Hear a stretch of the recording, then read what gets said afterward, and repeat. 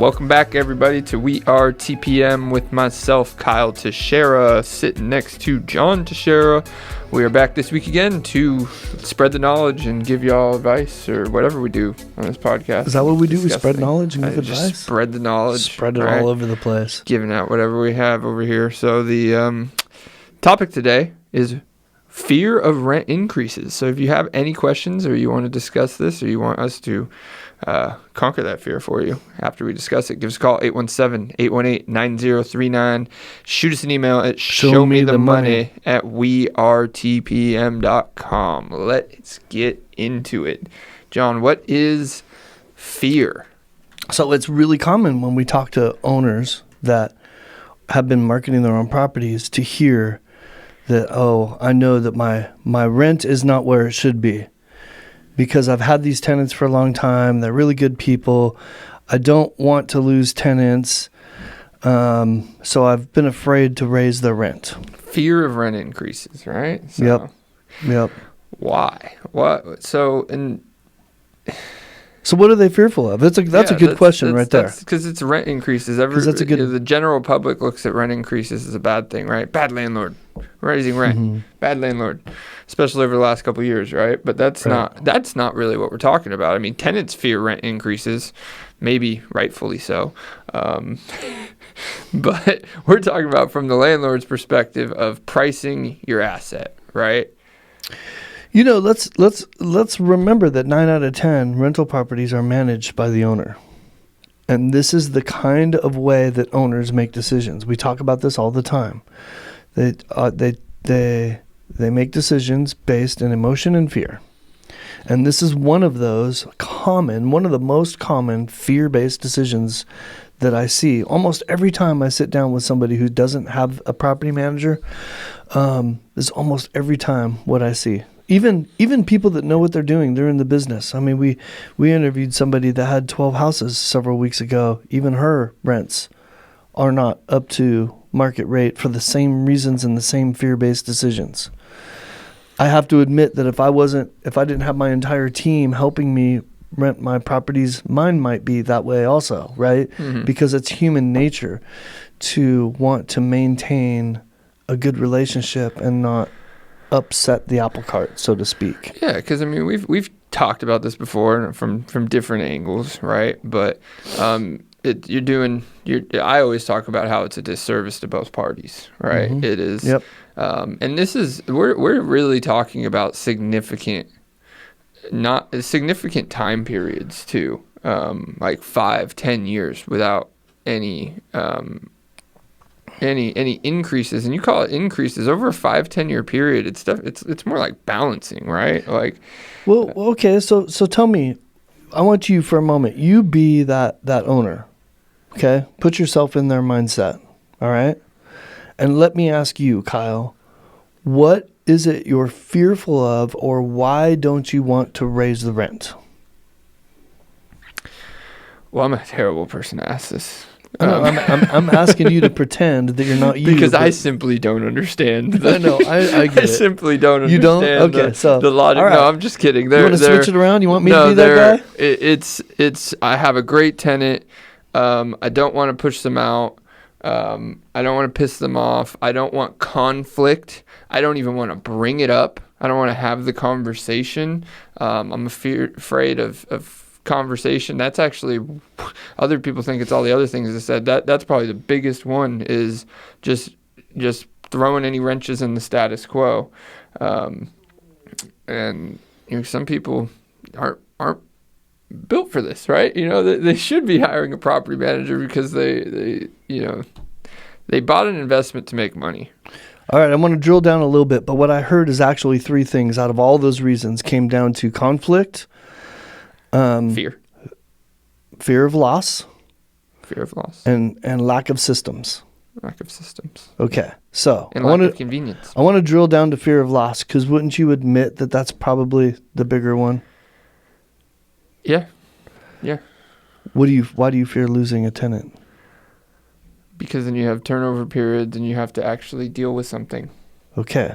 All right, you lose your convenience. All right, let's drill down to that. So now we have time that we need to invest into turning over a property. Money from vacancy. That maybe you didn't prepare for by getting the security deposit. Maybe you aren't prepared by saving your rents. Maybe you don't have enough money. Yep, okay. So you're fearful of all that. Okay, there's a reason why I'm going down this road. Oh, I know. So just drilling down on that one topic, property manager solves your lack of systems and your conflict. That's just bottom line. Yeah. I don't know what else to tell you about that. That's just I can't do anything about that. You can't do anything about that. Go find somebody to manage this for you is really how you solve those two. Well, I'll stop there for a second because good property manager, because I have seen property managers do this exact same cycle for their clients, right? So just to touch on that real quick. Well, when I say good, that's why I clarify good property manager.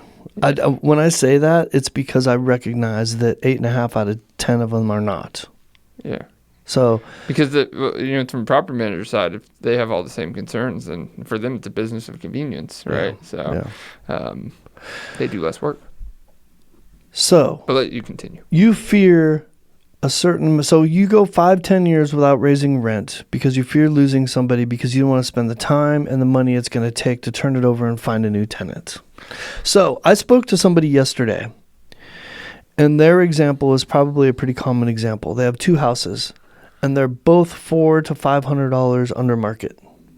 2 houses they've been managing for a long time, haven't raised the rent at all. So let's just say adjusted might even be a better word. Adjusted the rent to market. Adjusted the rent, yeah. It doesn't always go up. So let's just say when we say market rent, that means that's what the market is getting for rent in homes like yours in your area, okay? And when I say market rent, what I mean is not only are people renting for that amount, but if I were to go on Zillow, I'm not going to find another house cheaper, right? Mm-hmm. Okay, so that's how I determine market rent. That's a different podcast we've gone into. But now, if I am going to, I forgot where I was going with that, Kyle.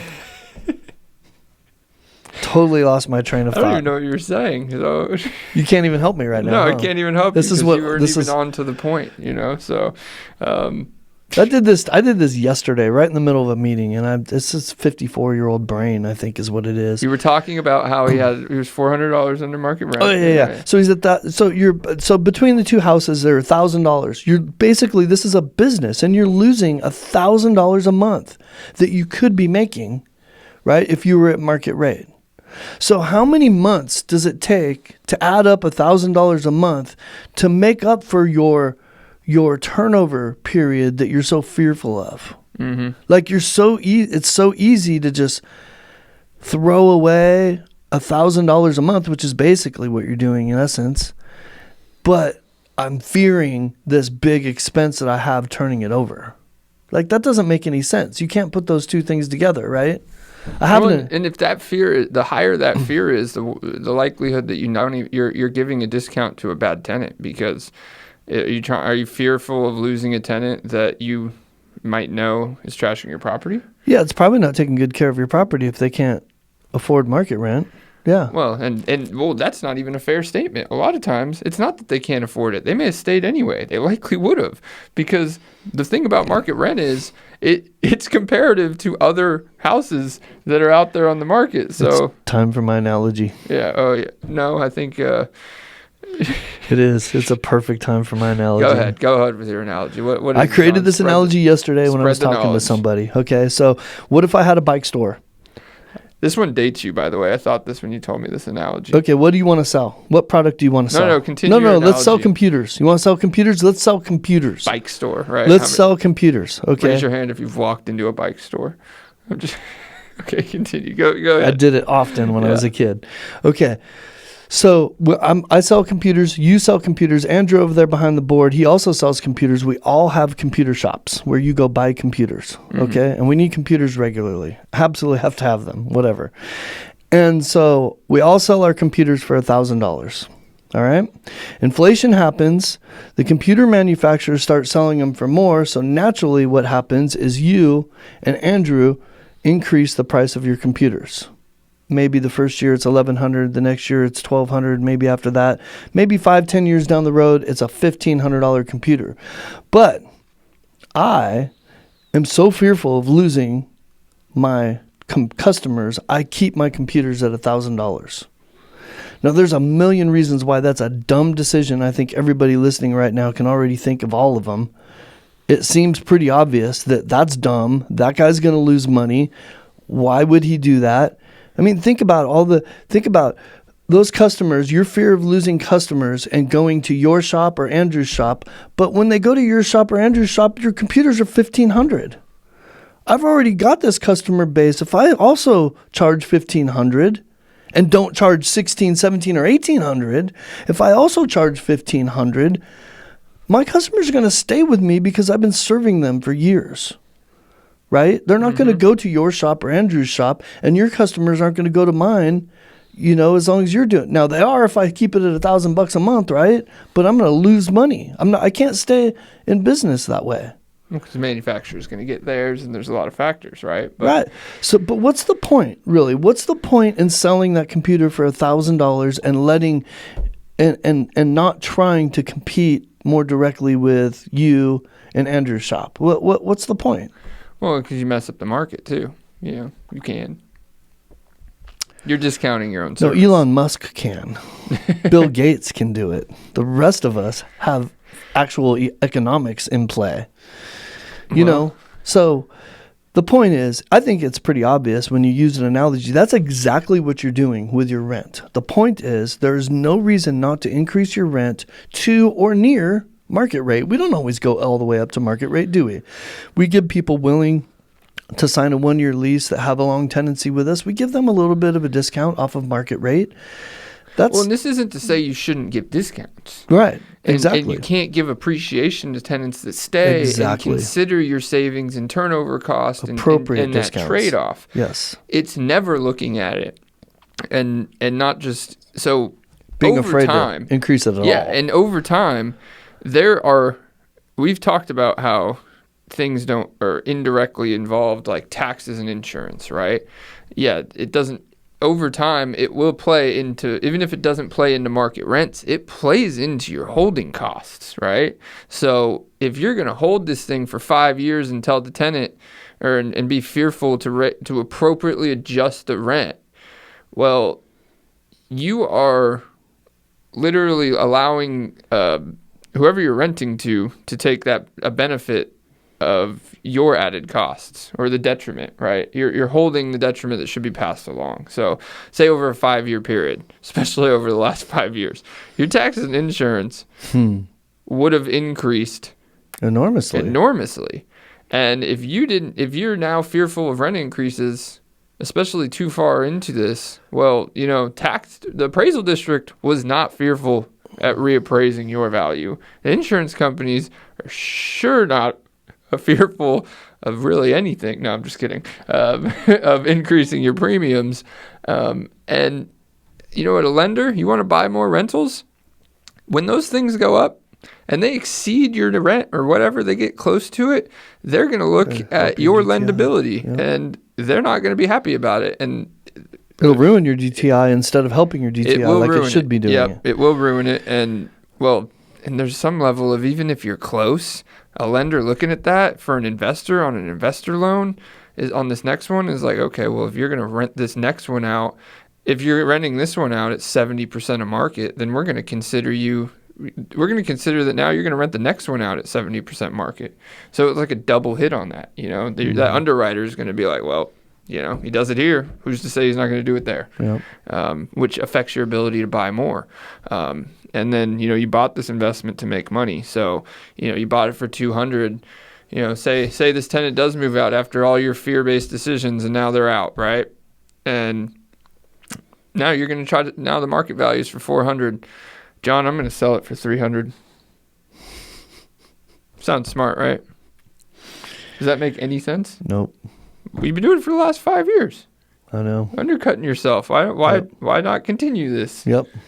Oh, because when it comes time to sell it, now you're on the market and now you want 20% more than it's worth. You want 420 for it. Not that that's 20% of 400, I got you. but yeah. I got you. But this is what they do. This is my what typical happens. mindset. You're absolutely right. And that's what we're trying to address right now, because this is one of the most common fear-based decisions that we see when we take over properties or we talk to homeowners. Well, and let's talk about discounts for a second. So, like, say market rate on the house is $1,500, and you've had this tenant for 3 years. They're great tenants. They keep good care of the property. Maybe they do some of their own repairs and actually save you money. Then, okay, cool. Those are good reasons to give them a little discount off market. So say they're at $1,350, rents are at $1,500 for a very comparable property. Even if you increase it to $1,375 or $1,400 or whatever, that's a pretty big discount. I would do $1,425 in that example that you just gave me. Yeah. That's just what we would do to sign a 1-year lease. You want to go month to month, and you're paying full market value. Yeah, and even if I'm going to give you the ability to give me 30 days notice and leave, then you're paying full market value no matter what. Yeah, because it's all the risk goes on the landlord at that point. You can walk on a 30-day basis. You could walk in the worst month of the year to rent property, or if your lease ends in June, I'm going to get higher market rents than if you just decide to walk mid-October, right? In most cases. And then now I'm stuck with trying to find a tenant in October and likely signing a 1-year lease, and then this carries on for years. And it's also like divorcing somebody, kind of going month to month, because now you know that there's no loyalty and they're one step out. They got 1 foot out the door. Yeah. They just don't know exactly when it is. So you already know that she's broken up with you. She just hasn't left yet. That's funny, isn't it? And so you're just waiting to see when she leaves. Yeah, you threw me off on the whole conversation now. But don't. Just don't. But we have knowledge of this exact situation happening. This is true. Yep. I had like 3 things to say that were important, and I threw you all off. Done that, so sorry. But yeah, it's not so significant. So like, when you're at $1,400, or when market rents say $1,500 and you're at $1,000, your fear is ridiculous. And then I'm just going to throw that word out there. It's ridiculous because when they go look on the market, they are not going to find another $1,000 house. So they are staying in that house solely because you are giving them an astronomical discount for little to no reason. That's a great point. Like, the first thing people do when they get our rent increase is they go to Zillow or some real estate portal that they like to find out what things are going for. That's the first thing people do. Everybody gets upset. You would get upset too, right? If your landlord sent you a rent increase, your initial thought would be, ugh. Yeah, no matter how much it is. Freaking greedy landlord, whatever. $100, whatever it is. And then you're going to go and you're going, oh, crap. Yeah, I'm not moving. I can't find anything less than that, right? That's the point. Using the computer analogy, that's why you don't want to sell the computers more than $1,500, because you and Andrew are selling them for $1,500. So that would be dumb. That's not what we're saying. We're saying you should be up to or close to $1,500 so you can make money and have a thriving business and buy more properties and not have to worry so much about turnovers because you're stacking an extra $1,000 a month. Yeah, and it makes the investment make sense, because over time your investment's not going to make sense. Your cash flows aren't going to make sense compared to, and then this is another thing that this fear gets based on, is there's usually a milestone that makes this cost overcome fear. We see that a lot. So AC breaks, $6,000. Landlord's now got to pay. Tenant's pissed off. They need $6,000. He's like, okay, well, I might need to increase your rent now appropriately because I had to pay for this AC system. And now he's proposing it going up from $1,000 to $500. Well, you just did a disservice to the tenant, because if you let him live there for 5 years, you should have been adjusting appropriately over time and letting their family amounts. Get used to it. Because now also, they go look on the market and realize they can't find anything. Maybe they appreciate your 5 years discounting, but it's slap in the face of what real market values are. Yep. Right. It's kind of like if you're buying prescriptions and you lose good insurance and then you get another insurance. You're like, this is what this actually costs. So I don't know. There's a million examples out there of why markets exist. You know, if I bought 50 shares of Apple at $50 and 10 years later it's worth 100, would I sell it to you for 75? What would I be? I'd be an idiot, right?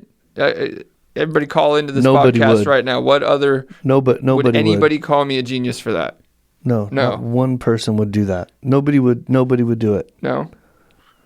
Nope. What if it's too hard for me to go sell it for $100? But it's extremely easy, just like it is easy to sell a house. No, the stock market is very illiquid. Hard to sell things. I'm just kidding. That sounds like a different podcast, is what that sounds like. Well, there is, but those aren't fear-based decisions. If your discount decision is based on demand, you know, if you have it in an area that you don't think you could ever rent again, then maybe that's a consideration. But then the market rates should be adjusted. No, you know what the difference between those two analogies are? Is one word: certainty. Yeah. You have certainty that you could push a button and sell that thing. You know what's going to happen when you sell that stock. People do not have certainty of what's going to happen when they get their house back, whether they're going to be able to re-rent it, sell it, how much repairs they're going to have to do, how much it's going to cost. There's a whole bunch of unknowns that they're uncertain about. Well, are you and I uncertain about that? No, not typically. Well, in that example, there's so the same example, if tenants got this discount for 5 years, AC goes out. Now they're like, I need to raise you up to market rent, and I'm going to $1,500. Well, now after having a great tenant for 5 years that may have stayed for 10 had you adjusted appropriately year over year, now you're likely going to lose that tenant because you just went from 1,000 to 1,500. You know, and they probably don't have an AC unit at the same time. And now on the tenant side of things, they got to go find $1,000 a month rental. So now they're downsizing massively. So, which, you know, in our market, good luck. Yeah, we're talking about $1,000 rentals. I know these numbers are easy, but they don't exist anymore. They exist. They do exist. I think we. Or they're moving to a different area and there's significant life changes. You know, all these things, right? You know, maybe because you didn't increase the rent, they bought more expensive cars than they could afford. You know, all those things aren't your fault, but you know, they are. You're making their problem your problem. Now your problem is their problem when the AC hits. All those things. But if you're at market's $1,500, you're at $1,500. Even if you're at $1,450, you're not going to tell them that AC went out, now you're going up to $1,800 because they're not going to pay the $1,800, right? Because they can go find the same house for $1,500. That's right. So that would be a fear-based decision. Don't increase it over market. That's not just a fear-based. That's a fear of intelligence. You know, fear of statistics. There. That would be dumb. It'd be dumb. Yep. We're throwing out some shade on words. We are, aren't we? Ridiculous, dumb. But these are just examples. You know, these are just examples. We have opinions. We have opinions. So what do we do about this? Like what is, well, and then, okay, so continuing this example, you want to get this right. You realize you're wrong. Now you got to get it to a property manager, right? You get it to a good property manager. I'm not saying that's next step, right? So now what does the property manager do about this? Well, I don't know what every property manager does. I can only tell you what we do. Mm-hmm. Is that fair? Yeah. Because this is definitely a massive. So you give me a house, it has a tenant in it. You've been doing this. It's at 500. It's supposed to be 1,000. We'll stick with that example. When their lease is up at renewal time, 45 to 50 days before it's about to renew, I will send them a rent increase, just like I do all my tenants. Not a rent increase. I'm sorry, a renewal notice that says that you can stay in the home month to month for the current market value of $1,000 a month. Or you could sign another 1-year lease for $750. And that gradually, the reason why we do that is because that $500 jump is a lot. I didn't create that gap. You, the owner, created that gap. Mm-hmm. Now I'm going to try to fix it gradually. $250 is still a big jump, but it's a lot less than $500. So we cut that in the middle. Now we're only $250 apart.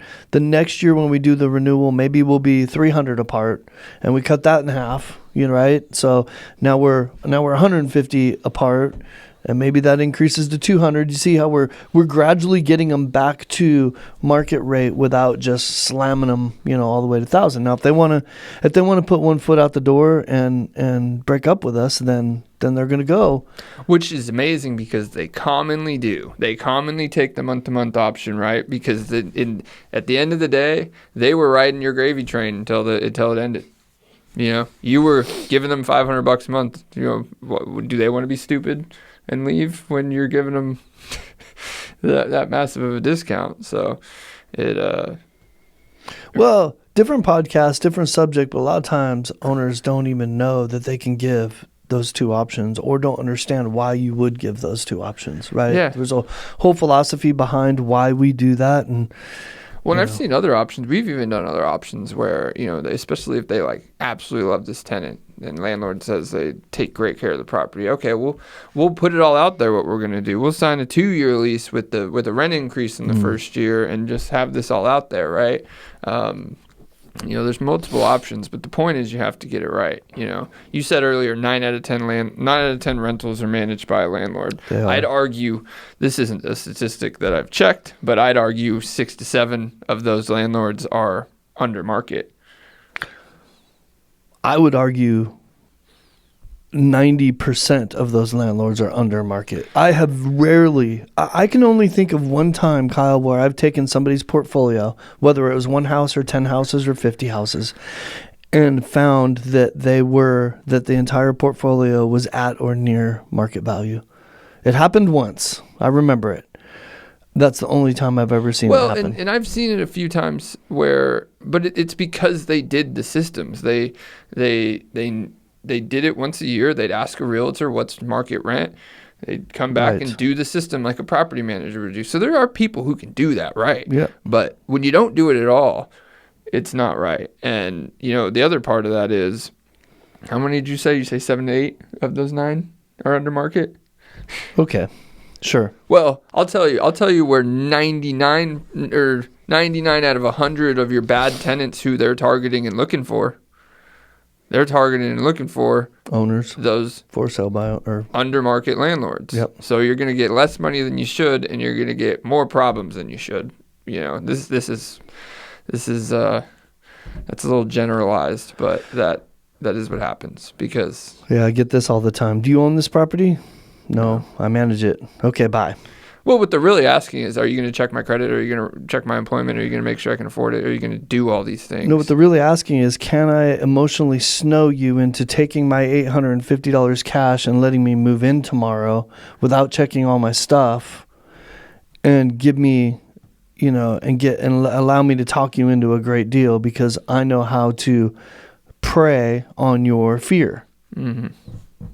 That's what they're asking when they say that. So I gladly say no and goodbye. It's a new one that's been very common over the last couple of years. They snow you into giving you $850 and renting it for $850, and then that's not even the person renting it. They're renting it for market rate to somebody else who has bad credit or whatever, who can't get through a normal screening process. But now, instead of you making that extra $200, this person that you just randomly didn't screen and rented it to is making it off another person, and they have no risk. If that tenant doesn't pay, then they don't pay, and it's your problem to deal with now. Yep. Because that happens every day. Yep. And we're not just making this up. We literally hear examples of this every day. Yep. So the moral of the story is buy your computer from my shop, not Kyle's shop, not Andrew's shop, because I'm dumb. Yeah, pretty much. You can get Apple. And I have the same computers they do. And I'm willing to work for free. And if you want to sell me Apple shares for $75, I'm game. Because I think they're like 167 or something like that right now. You know what? I'll take 100. I'll pay you 100. If he's gonna pay you 75, I'll pay you 100. That's still too low.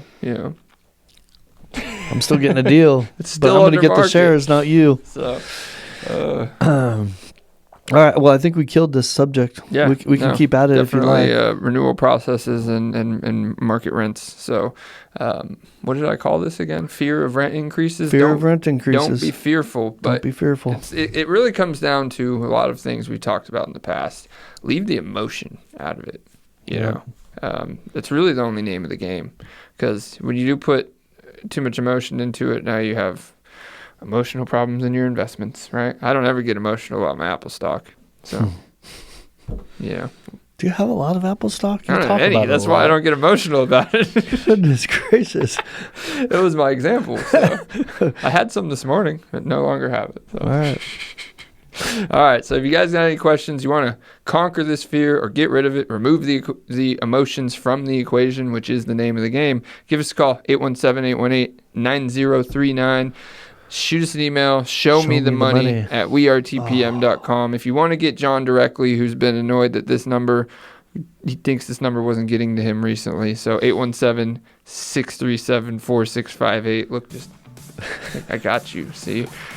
Or just give us a call, 817-818-9039, or shoot us an email at showmethemoney at wearetpm.com, and we are out. Later. Let's go Rangers.